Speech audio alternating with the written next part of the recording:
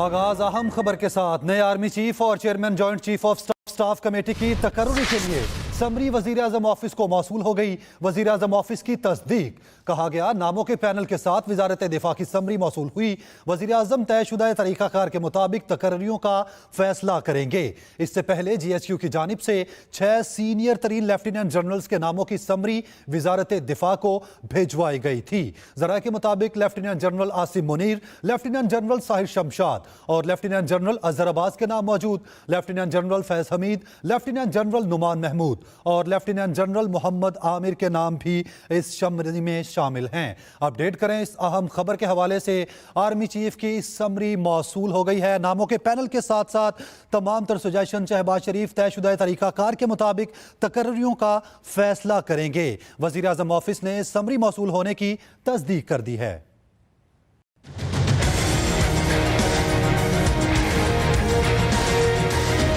पाक फौज में अहम तैनातियों का मामला। वजारत दिफा की समरी वजीर आजम ऑफिस को मौसूल हो गई। वजीर आजम ऑफिस की ट्वीट के मुताबिक chairman joint chiefs of staff committee और चीफ ऑफ आर्मी स्टाफ की तकर्री के लिए नामों के पैनल के साथ वजारत दिफा की समरी वजीर आजम ऑफिस को मौसूल हुई है। वजीर आजम तयशुदा तरीकाकार के मुताबिक तकर्रियों का फैसला करेंगे। GHQ की जानिब से पाक फौज में अहम तैनातियों का डोजियर वजारत दिफा को भिजवाया गया था, जिसमें 6 सीनियर तरीन लेफ्टिनेंट जनरल्स के नाम शामिल हैं। डोजियर में lieutenant general Asim Munir, lieutenant general Sahir Shamshad, lieutenant general Azhar Abbas, lieutenant general Faiz Hamid, lieutenant general Numan Mahmood और लेफ्टिनेंट जनरल मोहम्मद आमिर के नाम मौजूद हैं। DG ISPR ने अपनी ट्वीट में पाक फौज में अहम तैनातियों की समरी वजारत दिफा को भिजवाने की तस्दीक की। दूसरी तरफ वजीर दिफा ख्वाजा आसिफ ने ट्विटर पैगाम में कहा, समरी के बाद बाकी मराहिल भी जल्द तय हो जाएंगे। वजीर आजम सीनियर अफसरों के नामों पर फैसला करेंगे। मुल्क की सियासी सूरत हाल के तनाजुर में हुकूमती इत्तेहादियों की मेल मुलाकातें भी जारी हैं। साबिक सदर आसिफ जरदारी की वजीर आजम शहबाज शरीफ से वजीर आजम हाउस में मुलाकात हुई, जिसमें सियासी सूरत हाल पर मुशावरत की गई। वजीर आजम शहबाज शरीफ ने वफाकी काबीना का इजलास कल तलब कर रखा है, जिसमें अहम फैसले मुतवक्के हैं। नए आर्मी चीफ और chairman joint chief of staff committee की तकर्रुरी के लिए समरी वजीर आजम ऑफिस को मौसूल हो गई है। वजीर आजम ऑफिस ने समरी मौसूल होने की तस्दीक कर दी है। हमारे साथ मौजूद हैं ब्यूरो चीफ इस्लामाबाद आमिर इलियास राना। जी आमिर, आगाह कीजिएगा इस समरी के बारे में। जी बिल्कुल, जाहिर है कि ये एक हैजान सा बरपा था और मुसलसल इमरान खान साहब ने पहली दफा बतौर अपोजिशन रहनुमा के ये बहुत ज्यादा बात उठा दी थी जलसों में, तकरीरों में करके, और फिर शेख रशीद साहब रोजाना तवातुर के साथ ट्वीट किया करते थे और क्या होगा क्या नहीं होगा। फिर इमरान खान साहब ने एक गैर रस्मी तौर पे लोगों से कहना शुरू कर दिया कि पिंडी इस्लामाबाद में लड़ाई होगी तो मैं तो बड़े मजे में। तो वो सारे मजे कल रात खत्म हो गए सब लोगों के, और शेख रशीद साहब ने आज सुबह ट्वीट कर दिया कि जी बस बड़ा अच्छा हो गया सीनियरिटी के असूल पे, जो कि हमेशा से होता है।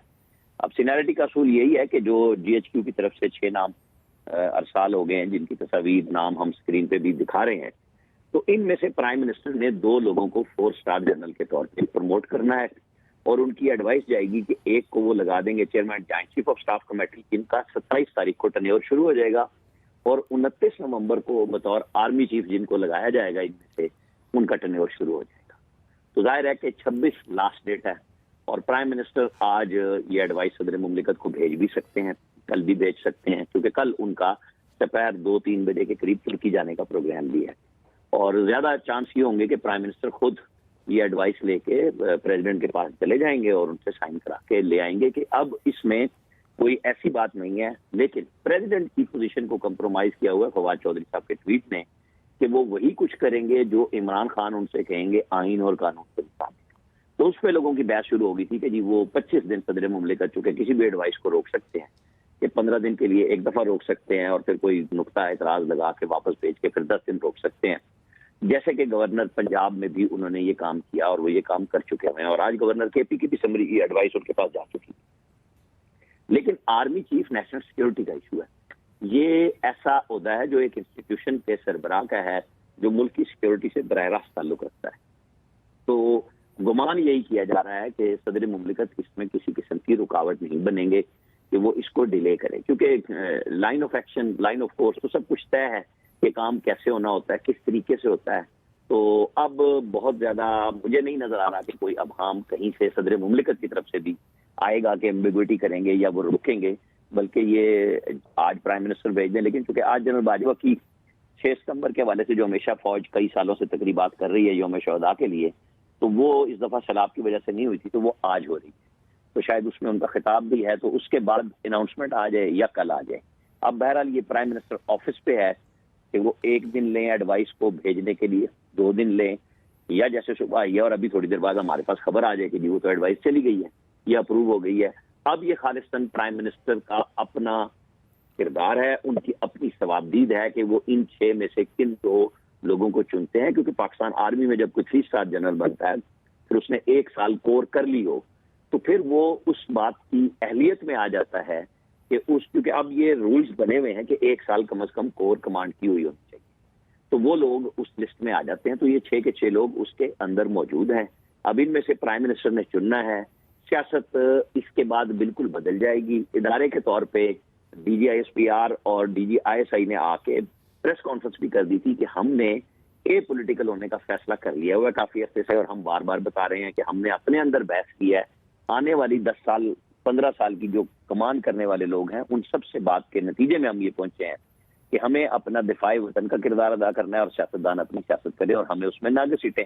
اور لامالا وہ بات عمران خان صاحب کے بارے میں ہی تھی کہ وہ بار بار آرمی کو لے کے آ رہے تھے، اور عمران خان صاحب بھی پچھلے ہفتے جب ان کا گمان یہ تھا کہ جو وہ چاہ رہے ہیں اس طرح ہو رہا ہے کہ ان دونوں کی لڑائی ہو چکی ہوئی ہے، تو وہ کہہ رہے تھے کہ جی جس کو مرضی لگا دیں، میرا تو کوئی تعلق نہیں ہے، میں تو یہاں بیٹھا ہوا ہوں. لیکن پھر ساتھ ہی تواتر سے وہ یہ بھی کہتے رہے کہ جی یہ تو اس لیے لائیں گے کہ مجھے نااہل کرا دیں.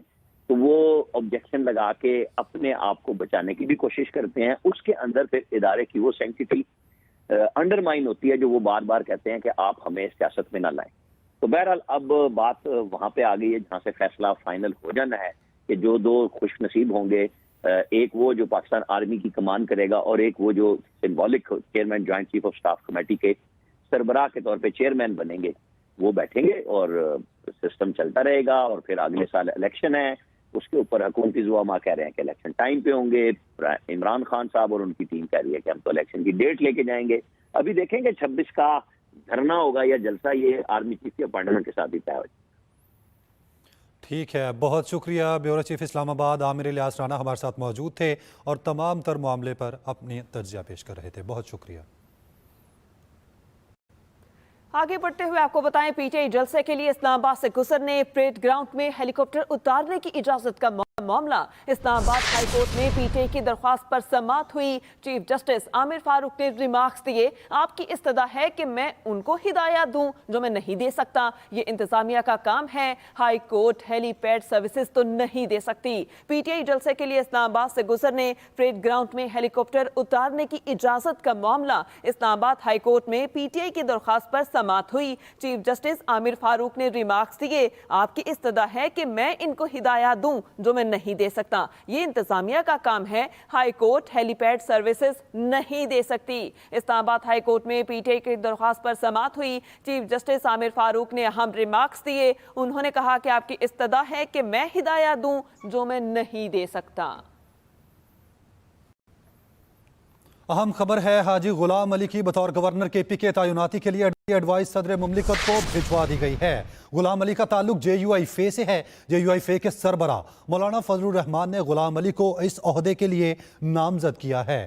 اپڈیٹ کریں اس اہم خبر کے حوالے سے. حاجی غلام علی کو بطور گورنر کے پی کے تعیناتی کے لیے ایڈوائس صدر مملکت کو بھجوا دی گئی ہے. غلام علی کا تعلق جے یو آئی فے سے ہے.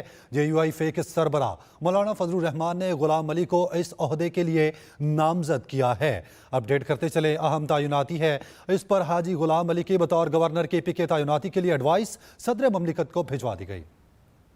سندھ ہائی کورٹ میں صوبائی حکومت نے لاپتہ افراد کے اہل خانہ کو معاوضہ ادائیگی کی رپورٹ پیش کر دی ہے. عدالت کا پولیس کو لاپتہ افراد کی تلاش جاری رکھنے کا حکم. ایڈیشنل ایڈوکیٹ جنرل نے کہا جبری لاپتہ افراد کے اہل خانہ کو 5 لاکھ روپے معاوضہ ادا کر دیا گیا ہے. 12 افراد کی جبری گمشدگی ثابت ہوئی ہے. عدالت نے مزید سماعت 18 جنوری 2023 تک ملتوی کر دی ہے. اپڈیٹ کریں اس اہم خبر کے حوالے سے. سندھ ہائی کورٹ میں صوبائی حکومت نے لاپتہ افراد کے اہل خانہ کو معاوضہ ادائیگی کی رپورٹ پیش کر دی ہے.